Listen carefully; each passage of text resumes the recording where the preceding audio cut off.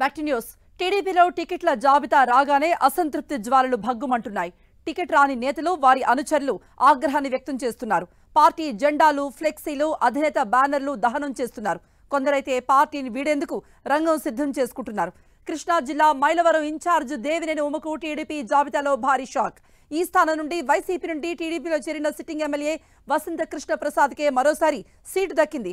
దీంతో ఆ నియోజకవర్గం నుండి పోటీ చేయాలని భావించిన దేవినేని ఉమకు ఆశాభంగం తప్పలేదు. దీంతో ఆయన అభిమానులు, పార్టీ శ్రేణుల్లో ఒక్కసారిగా అసంతృప్తి రగిలింది. గుంటూరు జిల్లా తెనాలిలో కూడా ఇదే పరిస్థితి ఏర్పడింది. ఈ నియోజకవర్గం నుండి ఆలపాటి రాజా పోటీ చేయాలని భావించారు.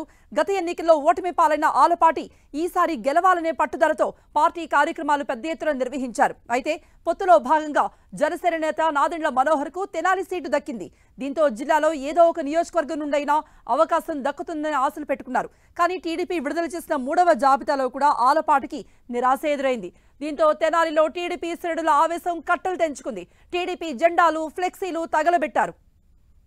ఇక ఉత్తరాంధ్ర రాజకీయాలను శాసిస్తున్న మంత్రి బొత్స సత్యనారాయణపై కూడా గట్టి నాయకుడిని పోటీకి పెట్టాలని టీడీపీ అధినేత చంద్రబాబు భావిస్తున్నారు.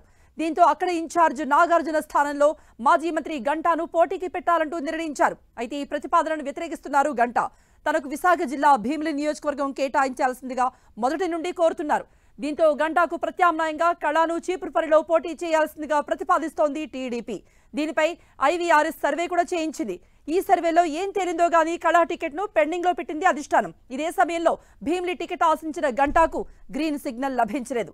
ఇలా ఇద్దరు కీలక నేతల టికెట్లు పెండింగ్ లో పడిపోయాయి.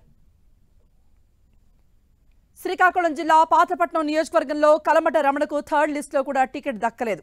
పాతపట్నం టికెట్ ను మామిడి గోవింద్ కు టీడీపీ అధిష్టానం కేటాయించింది. దీంతో కలమట వర్గం రోడ్డెక్కింది. టీడీపీ ఫ్లెక్సీలు, ప్రచార సామాగ్రిని దగ్ధం చేసింది. కలమటకు టికెట్ ఇవ్వకుంటే పార్టీ వీడుతామంటూ ఆయన వర్గం అధిష్టానానికి తేల్చి చెప్పింది. టికెట్ దక్కని టీడీపీ నేతల్ని ఆ పార్టీ అధ్యక్షుడు చంద్రబాబు బుజ్జగిస్తున్నారు. ఆలపాటి రాజా చంద్రబాబుని ఆయన నివాసంలో కలిశారు.